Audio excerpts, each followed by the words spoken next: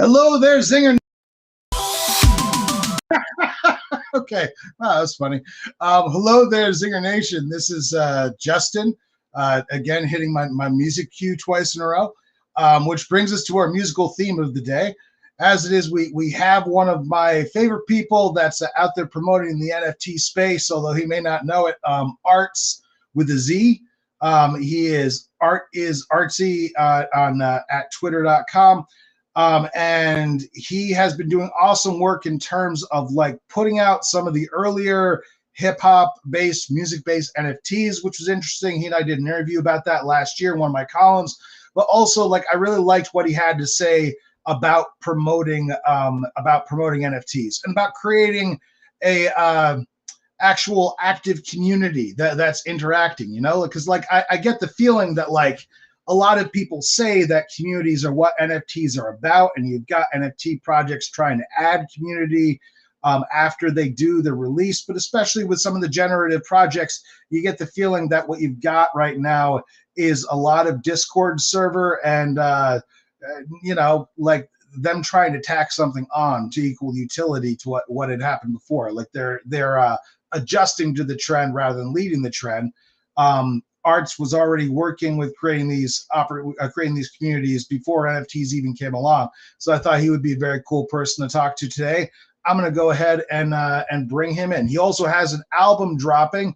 He's an NFT procurer, NFT creator, hip hop artist. He has an album dropping on the 24th. And without any further ado, let's go ahead and bring ARTZ on. Hey man, how are you? Hey, what's up, Justin? How's it going? Oh, good. Your audio got choppy now all of a sudden, but that's okay. You hear me now? Yeah, I can hear you, but it sounds a little bit warbly. But anyway, so hey, it's great to catch up with you again. I've kind of had it in mind to have you on the show since I started doing the show, so I'm very very pleased you could make it with us today. And from what I understand, you have something kind of big going on at NFT NYC coming up very soon, and you also have an album dropping on the 24th. So life is good for ARTZ right now, right? Life is very busy for ARTZ right now. Life is also good. I'm grateful as well, but the more the more the journey goes along, sometimes the busier the workload comes. And I've always been a worker bee, so it's nothing new to me. But in the eye of the storm, it's all happening at once, and you just got to try to maintain balance and patience through it all. But Yeah. there's a few things on the plate. I got the Alone in the Metaverse album dropping on June 24th. That'll be available on all platforms, Spotify, Apple, Tidal, so on and so forth. But it'll also come with an actual NFT collection. So there'll be a visual art piece for every single one of the songs, and some of them will have alternatives as well. On June 22nd, for the first time ever, I'll be headlining SLBs.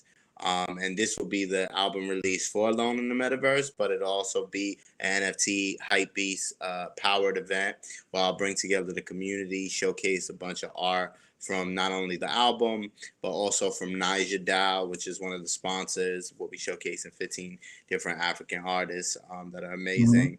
And it's a special night for me. About, I would say 7-8 years ago, I was able to perform at SLBs in more of like a cypher situation. And now I'm having my first headline show there, which has been an establishment for the last 40 years in New York.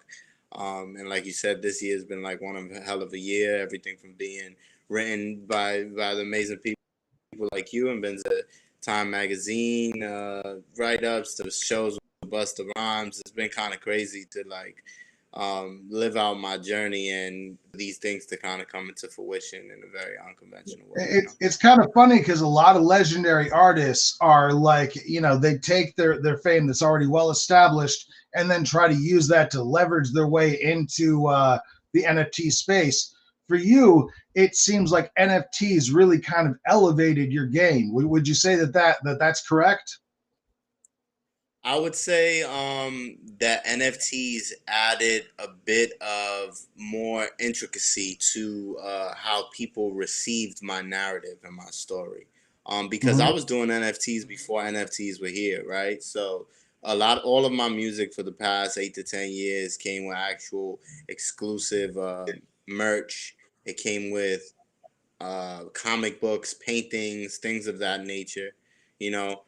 So it was really meant for me in some sort. I always call it like the Cinderella story, like with the glass Hmm. slipper, Right. because NFTs came into my life and it kind of fit me perfectly for what I was already doing, you know. So I'm Right. blessed to say that. It's allowed me to continue to want to innovate, continue to Hmm. want to bring people together, not only share my story to show, you know, the notable things that's been happening, but also share my story just to be a motivation for other people that might be the anomalies of the world, you know. So, like if I was going to be as cynical about NFTs as I can be, I won't say that this is what will happen, but I'm saying it's what could happen. Is that NFTs, like they did a lot to elevate the artist, a lot of individual artists in 2022, and probably will again in 2023 until they're inevitably sucked up and controlled by centralized large organizations because that's what happens with everything. That's what happens with the financial system. Um, what in the meantime, it definitely has provided opportunities that weren't there for individual artists. What have NFTs come to, what have they come to mean for you and for, I know you have a lot of friends and collaborators, you do a lot of collabs in the space. What is it meant for you and for the people that you're working with? I think, you know, whenever an industry gets bigger, right? Sometimes the small guys or the mom and pop businesses, the boutique businesses, the brick and mortar businesses, they get, like you said, chewed up. But I think in this space, like you said, I think the community drives the purchasing power in a lot of ways, Mm-hmm. and the hype does as well too, right? But Mm-hmm. I think people are searching for authenticity, you know, and when they find that in certain artists, it doesn't have to be a celebrity, visual artist or a celebrity musician in my case, right? But I think people more so go with the stories, right? So I look at NFTs to answer your question direct on. It's almost like a vehicle, you know. I think the same way we've seen the music industry or some of the other industries fall to, you know, things like streaming and these new vehicles of people being able to digest your music or your art, but at a cheaper, more efficient way. um, I think that that happens to every industry eventually, right? They figure out Right. how they can scale up. But I think when you're utilizing all of these things as a vehicle to sell your lifestyle, I'm selling my lifestyle through music. I'm selling my Mm-hmm. mind and creativity and innovation through NFTs. You know, I'm selling Mm-hmm. my fly through my merch. You know, Mm-hmm. these are the things that I think people buy into. And I think for corporations, these are the things that they can't mimic either. And that's why they hire me to curate their events and produce their sauce, you know? Sure. And how is that going? Like, how is that line of your business? And who are the kinds of clients that are coming to you looking for this? I mean, it's true. You can see like every entertainment company, every household name brand trying to make their way in some way or another. Half of them are working with Vayner NFT to do their launches. They're desperately looking for some sort of guidance. Who comes to you and what are you able to do for them? I've had everything from, you know, PFP projects to platforms to, you know, fashion brands to bring me on for consultation. Different musicians have paid me for consultation. Um, I think the best thing I do is show them how to create like a really streamlined product, via lifestyle, via culture, via community. You know, that's Mhm. the best way I could put it, right? It's like, okay, you might buy the pair of sneakers, you might buy those pants, right? But if you didn't have the stylist, some people need a stylist, right? Some people Mhm. need to be able to put their ideas into perspective and make sure they pop the way they want them to. And I think a lot of my experience in event planning for the last 10 years of building my own community events, right? You'll be surprised. Like a lot of these brands and even a lot of the artists don't have that know-how. And this is not me slighting how much of artists nowadays wear a multitude of hats like me that are hybrid artists, right? But you'll be surprised at how many people don't. one, either have the capability or don't have the time, and they're willing to bring somebody else on board where that might be more of their expertise, you Well, know. and you got to be willing So to take that's where. chances, right? I mean, like, it's Mhm. kind of a wide open thing right now. So you see, we've always got to be looking at how to innovate. I think, you know, doesn't that make like hip hop sort of like especially suited to this form? Because it already has so many different layers, so many different scenes that are like geographic specific, but also in terms of different kind of beats, different kinds of songs or music that they're creating. And so it seems like, and also very community focused, by origins, the voice of people who are standing outside of the system, these independent voices. It seems like that's a better, puts you in a good position to deal with this kind of opportunity. You think there's like some natural synergy between hip hop and NFTs? Oh, of course, yeah, for sure. I think hip hop dictates everything right now in the grand scheme of pop culture. If I'm being honest, it's the biggest form of music. You have pop and country songs taking 808 drums and beat patterns and things of that nature. You have half of the rock stars wearing some of the stuff that hip hop artists are wearing. You have the designer brands from Paris brands and being put on hip hop artists right now, where these Mm-hmm. these artists is their personas and their swags and how they carry themselves are carrying these brands. So I look at it the same way culturally, like how hip hop and NFTs just mesh. And I think again, it adds to the fact of it being intriguing. For this Alone in the Metaverse album, I have, hip hop legends like Styles P on the album from the Mm-hmm. Locks, who, Right. came up under Biggie Smalls and Diddy and Bad Boy label, right? And also was signed to DMX at one point. I have at the same side of this, a different side of the spectrum, but it's still in the hip hop and rap category. I have somebody like Trinidad James on the album, who's a little bit more in a different like eclectic lane than maybe more of a Styles P, right? But the same thing that I'm doing culturally, where I'm bridging the gap between Web 2 and Web 3, is the same thing that I've been offering within my events for the last decade and within my music and my whole community via Reject Dreams. Mm-hmm. It's always been about like embracing people's individualities and embracing my fans or people who gravitated to me that are from different walks of life. You know what I'm saying? So a place where everybody could fit in. I remember what last time I spoke to you, you said that some of your music NFTs had been included in a pretty prestigious collection of art. I think which included an Andy Warhol, for example. Is that Yeah. correct? Yep, that Um, is. who was that through? Who was that through? That was through an auction house in New Mhm. York. And yeah, it was an amazing experience, man. I always see myself next to maybe like the name of a Jay-Z or J. Cole or Mhm. Kendrick Lamar before I would see my name next to Andy Warhol or Salvatore Dali or Murakami. Right. So last year in the same week of the Bored Ape selling at Christie's, I sold at Phi Auction House. There was over 500 pieces in the auction. There was everything from Banksy's in there to Keith Haring pieces, and only 4 pieces sold, and one of my pieces sold along with those greats. And it was the Mhm. first ever rap audio visual NFT to sell in a premier blue chip auction house. Mhm. So, I would have never been able to write that story for you. You know what I'm saying? Like the And universe when has we been like talked a year very. ago, you were surprised to be there from where you had been a year before. When we spoke last, approximately a year ago. Are you feeling Yeah. the same way now in terms of the other opportunities? Now you performed with Busta Rhymes recently, which is freaking awesome. I mean, how was that? How was performing with Busta Rhymes?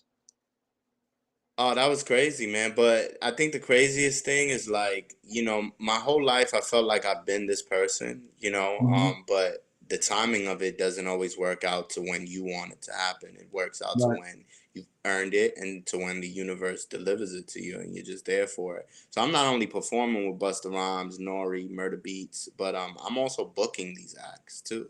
So I'm taking on a different role of not only just being a liaison and host of the night and being an artist myself and performing up there, but also being an event planner and curator of the vibes and bringing these acts in. So it's been very surreal, to say the least.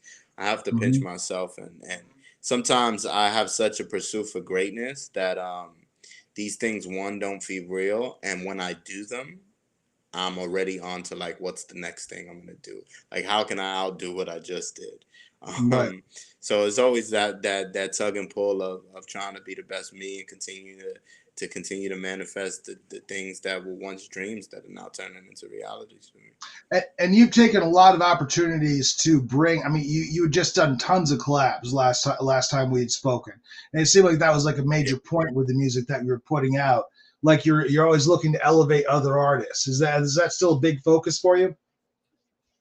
For sure, definitely, and I want the language of Web 2 and Web 3 to be shared and to be native. So on one end of the spectrum, I'm helping continuously by collaborating and just being the best of value to Web 3 artists. I'm helping Web 2 emerging artists jump into Web 3, and then I'm all like this music NFT that I put out for my song "Keeping Receipts" with Trinidad James. Like he's an established Web 2 artist, and this is his actual first NFT, and Mm-hmm. it's with ARTZ, right? So I've been also helping in that aspect, and I just love it all around. Just my biggest thing has been value lately. Trying to be as Mm-hmm. impactful, inspiring as much to myself to others, and then just bring as much value to the table, no matter what role I'm playing at that exact moment. Well, I'll tell you what. Why don't I'll put up a graphic so we're not just looking at our faces and play a few seconds of the one track that you sent me. What's the name of the track that I'm about to play? What did you send me? It's called No Politics, and it's off the album Alone in the Metaverse. This album is about as we move towards the future, and we switch our in real life hangouts with our avatar meetups to never lose connection to the soul. Right, absolutely. That sounds cool. Let's talk more about that, about the concept behind that, after we listen to this for a few seconds. So let's go ahead with that. Hold Yeah.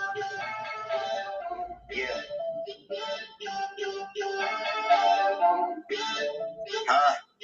Chip on my shoulder raps, the vultures that never sleep, don't say no naps. Nocturnal in designer frames, it's Batmobile. When I leave the cave, is when I fade to black. Ran it up like Forrest Gump, it's for Usain Ball. But you never really made it back. You kept racing, praying the dreams to chase, to keep calls and stay on track. At the struggle. So, okay. First audio cue I've played on the show. That sounds awesome. I love it. So I wish if I thought about how to fade it out, I would have faded it out. But I'm still learning the So system a little bit here. Sorry, audience. That would have sounded better. Just pretend that I did, and I didn't screw up that music cue in the beginning either. But so tell me about that album, Alone in the Metaverse. First of all, is it a metaverse? Is it like conceptually is a theme album about the metaverse? Is that the idea? I mean, we're all kind of in a sense in the metaverse, depending what you mean by that. And is it the for sure. first one? Is it the first album dedicated to the metaverse?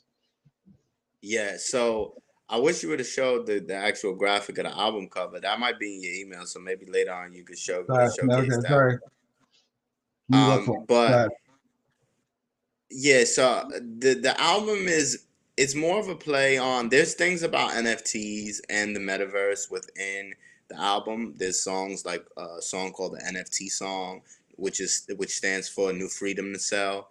There's songs like Road to Meta that take references towards the metaverse, towards Ethereum, towards Bitcoin and cryptocurrency. But the album is about mainly like finding love along the way of the journey you take and the path you take in life. And for me, is as I was joining into metaverse screenings and conversations within the metaverse during my time in NFTs and crypto and blockchain, I started to see like people screening my videos or like having meetups to where they would bring everybody together as avatars, right? And people you know, in the last year over the pandemic with Clubhouse and Twitter Spaces, a lot of introverts have relied on these social apps to make Sure. themselves more comfortable to speak to the next individual and to the next human. And as people stood home, now the excuse to go out and party sometimes is, or go to an event, is a little bit more scary than it might have been a few years ago, right? So as I was experiencing that, I said to myself, even though I want to participate in this future, at the same time, I want to make sure human connection is not lost to that. Right. Because you could be in the metaverse with thousands of people, but somehow, some way, still be at your computer desk feeling alone. You know what I'm Mm-hmm. saying? So, or in your Oculus feeling alone, whatever it is. So, Sure. with that being said, that's what the album's really about. Is I'm not very one of those guys where it's like, hey, it's NFT everything or crypto everything, right? Right. It's like you're gonna find out my album about, you know, the struggles and the thoughts and the emotions I'm dealing with, and NFTs and crypto is just a part of my life now. But there's gonna be Mm-hmm. topics. No politics is about the song you played is about no politics in the industry and how I'm Mm-hmm. selling in auction houses with Keith Haring and these people, but I'm still the reject under the radar, flying stealth, and the world is getting the slow burn introduction of who I am. You know what I'm saying? So the Mm-hmm. album covers different topics like that for sure. Right. So you built up a lot of your community leading into NFTs, working like doing audio, doing Twitter Spaces and so forth. Is that right? And how often are you still doing Twitter Spaces, aside from the one that we're about to do in 8 minutes? But you're doing them Yeah, every week. I do. Every week, every Monday night, 9 p.m. Eastern Time, I do something called NFT Hype Beats, which is also the event series where I've been throwing several events throughout the whole year around all the conferences, pretty much. So I do that Mm-hmm. every Monday night, 9 p.m. Eastern Time, and it's been about, yeah, like a year and some change. It feels like it's been a year and a half, 2 years, but somebody told me yesterday it's only been a year, which is, I guess, Right. in crypto, time moves really freaking fast and slow at the same time. I mean, to give an example of what I thought was cool about your original story, like if you look at the wall behind you, if I bring everyone's attention to that, you have you did something with your apartment that reminded me a little bit of like an Andy Warhol approach to art, because like you sort of open up your apartment for visual artists to come in and just kind of paint and, all over the walls and do whatever kind of they wanted with it to create sort of a collective space like that. And that approach to creating art predated NFTs, but then dovetailed really, like fit in really well with NFTs as well, right? Like, so have you Yeah. seen a lot of people around you also kind of take off, or are they all getting on board with Web3 where they're finding their audiences better? Yeah, I have a lot of group of peers that have done really well in the space. A lot of them, you know, were here around the same time I was here, or they came in after I did, or I might have, you know, onboarded them in some ways or emphasized for the space. And I've seen it help a lot of people's careers and stuff like that. There's still a bunch of group of people that need to still get more familiar with the space and become a little bit more comfortable too. I think the different times that you jump in, like depending on what time you jumped in, changes your experience as well. Right. But like you said, for the last 6, 7 years, I've been throwing paint parties, and doing events for the last 10 years, and it's like I have a plethora of different artists and creatives and visionaries in general in my network. So it's never over until it's over. You know, all of these artists are going to continue to rock with me and do art because it's their calling. So if NFTs and crypto is something that fits them as much as it fit maybe my a Swiss Army knife of talents, then I think you know everybody could have a home here in some way, especially with the utility and the capability of just unlockable experience. Like even with my $10 NFT with Trinidad James, part of it was if you buy one, you get entry into the event on the 22nd. And you don't have to wait on crazy lines. It's free to get in, but sometimes my events have crazy lines. Um, and then if you buy 10, you get to showcase at least one of your NFTs at the show. And that was a way to give back to artists everywhere, who Right. might not be able to afford one of my sponsorship packages, but they still want some representation, you know? What do you think people miss about the music and NFT equations? Because I have to be honest, I've spoken to some major artists, major label artists, who, in my opinion, are still figuring it out. To be completely honest, sometimes I do the interview and they don't. They're releasing NFTs around the work that they've already created. Maybe they created something new, but they're not fully immersed into the possibilities of what's out there. What do you think people miss? What do you think music artists, I suppose, or artists in general, might miss about the space where they really kind of get in their own way versus the possibilities that are out there? I think it boils down to vision, innovation, how you want to put out your music within the NFT space in a unique way that makes it unique to you, right? Mm-hmm. Then that's one way of looking at it. Like when I'm giving you my NFTs as a musician, you're getting an experience of different thoughts and alternative outlooks on what the music means to the visual artist I'm collaborating with. So I have my niche because I've been doing that for a minute, right? But I think you have to really bring people home to your vision ultimately. And then on the Right. opposite side, right, when it's just cover art and music, right, I understand where it might be hard for a consumer to wrap their head around, like, oh, why is that worth something, right? But you have to look at it as like you're collecting contemporary art, right? You might walk into a museum or a gallery or something, and you might buy a piece of art from an artist that you really enjoy and believe in, but they might not just be there yet. Maybe they were there where I was at maybe 2-3 years ago, right? But if you believe in something, and the actual value is in the creativity in the music. The music is art.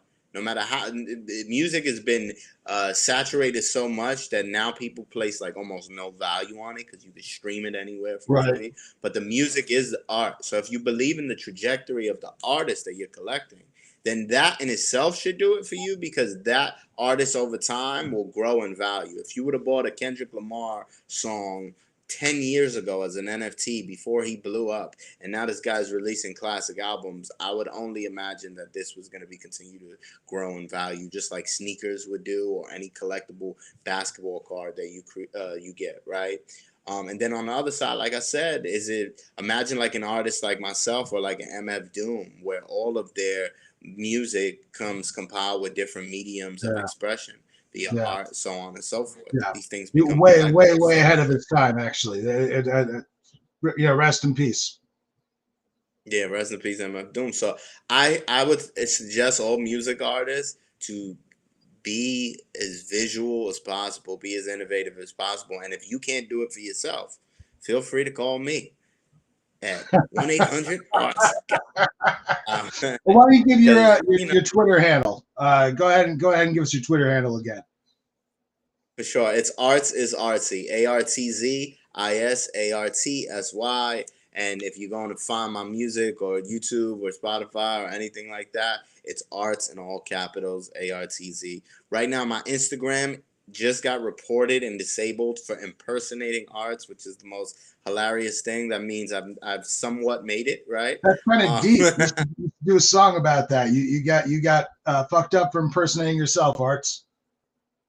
Right. So in the meantime, we all need to be careful in the of meantime, you can find me on Instagram at Reject Dreams, or you could just go to rejectdreams.com for everything. You dig? And A1E, trying to send a paid message. I have no idea, man, but if you just ask a question, I'll answer it. Or come join us on Twitter Spaces, which we're about to launch. So I'm going to go ahead and post that here. Arts, is there anywhere you want them to go? Anywhere you want to point everybody toward? One last plug before we go ahead and close out the show and start Twitter Spaces.